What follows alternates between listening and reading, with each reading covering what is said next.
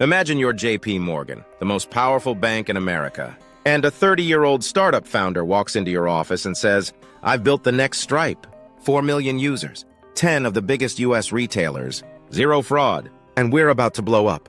So you do what any smart investor would do.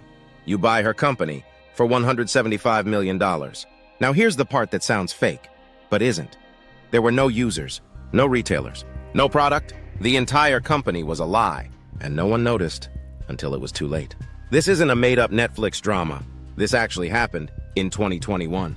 And the person behind it wasn't some mysterious scammer in a hoodie. It was Charlie Javice, a golden girl of fintech, Ivy League educated, and one of Forbes' 30 under 30.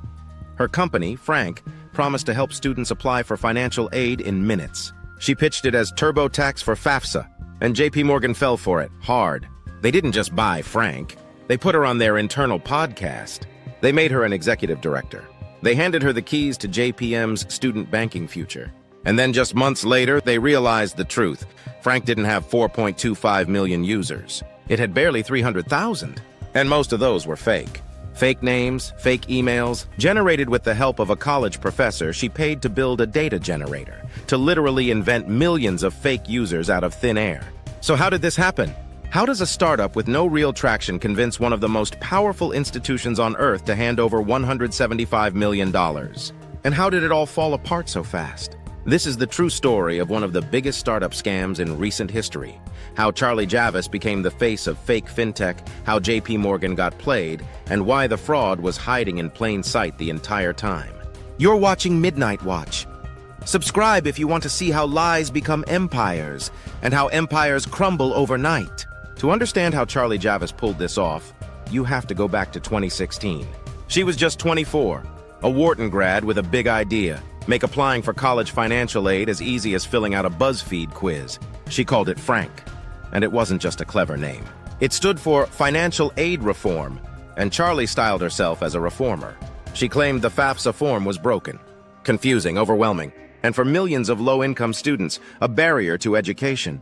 Her pitch was irresistible. Frank helped students apply in under 5 minutes. No more 10-page government forms. No more frustration.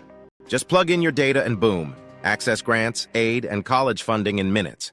The media loved it. Forbes named her one of their most promising CEOs. Fast Company called her a visionary. Even Axios and TechCrunch ran glowing profiles. But there was one big problem. Frank didn't actually do what it claimed. It couldn't file your FAFSA. It wasn't connected to the Department of Education. It just mimicked the form. Worse, former employees say the tech was sloppy, rushed, and barely worked. Frank's back-end was buggy. It couldn't scale. The 5-minute process often failed entirely. But Charlie had already mastered the one thing that mattered most in Silicon Valley: the story. She said Frank had 4.25 million users. She said the tool improved aid packages by 8% on average. She said they were partners with Walmart, Target, and Amazon. None of it was true, but it sounded true. And in the world of pitch decks and venture capital, sounding true is often enough. Investors didn't ask too many questions. By 2021, Frank had raised millions and positioned itself as the #1 student fintech in the country. Charlie wasn't just winning headlines. She was winning access.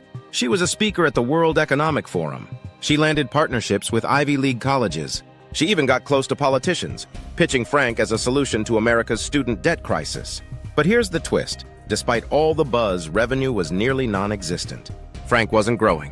And inside the company, morale was collapsing. Ex-employees say Charlie was paranoid, demanding, and obsessed with image.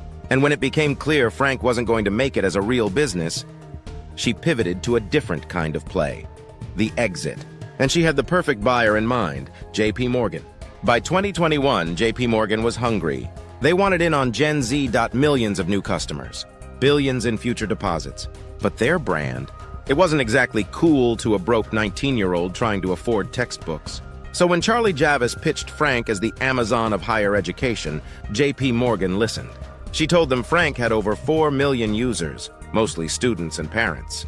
She said it was scaling fast, that a strategic buyer like JP Morgan could instantly cross-sell checking accounts, student loans, credit cards. To JP Morgan, this wasn't just a startup, it was a pipeline, a golden ticket to the next generation of customers. And Charlie? She looked the part. Young, bold, Ivy League trained. She oozed credibility, talking about financial inclusion and mission-driven innovation. Even Jamie Dimon, JPMorgan's CEO, got involved.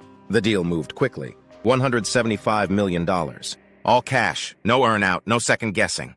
Charlie walked away a multimillionaire overnight. She was celebrated in the press. Frank was now a JPMorgan company.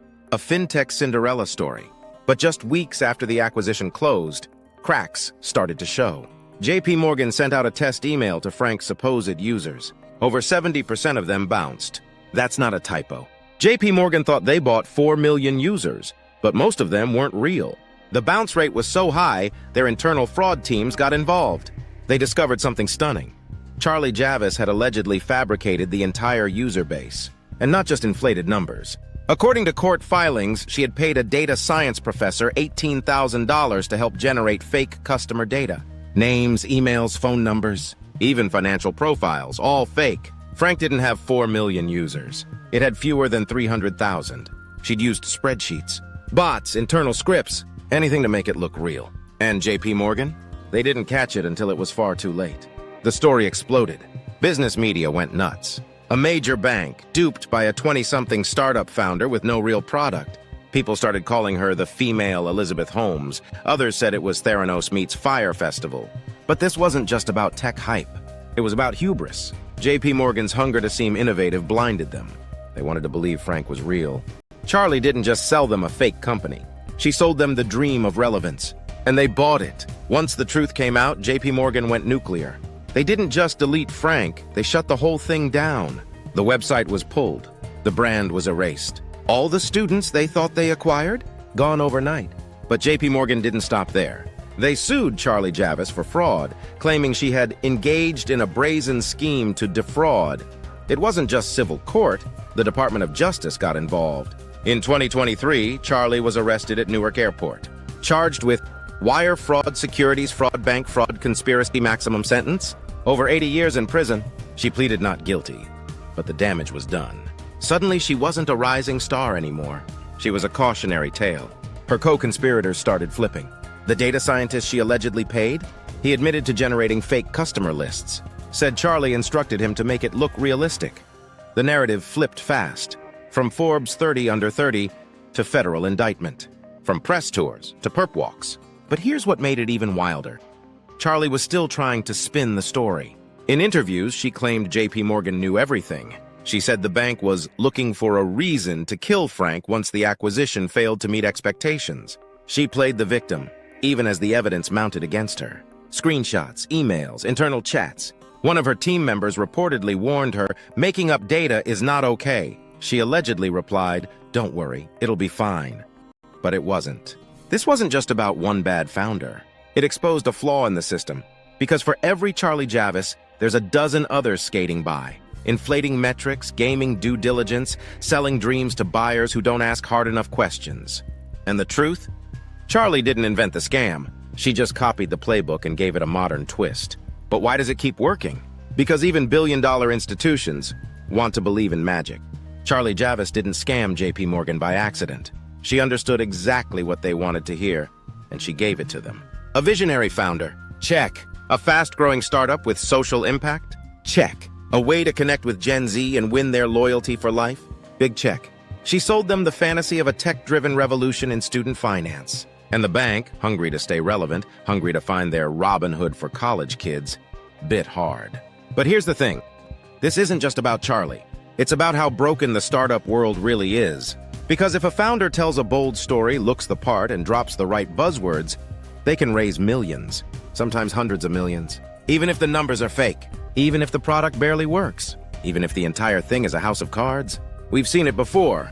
Elizabeth Holmes, who faked blood testing tech. Trevor Milton, who rolled a truck down a hill to fake an EV demo. Sam Bankman-Fried, who promised safety while losing billions. And now, Charlie Javice, selling fake student data to the biggest bank in the world. What do they all have in common? They were all selling belief. And in tech, that's the product. Not the app, not the code. The belief that you're building something that will change the world. And if you sell that belief well enough, the truth doesn't matter.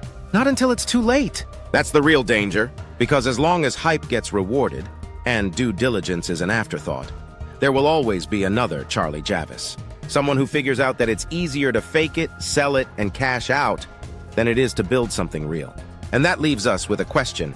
How many other startups are lying right now and just haven't been caught? This is Midnight Watch. Subscribe if you want more real stories about what happens when power, money, and ambition collide. Next time, we're going even deeper into the next billion-dollar deception unfolding right under your nose.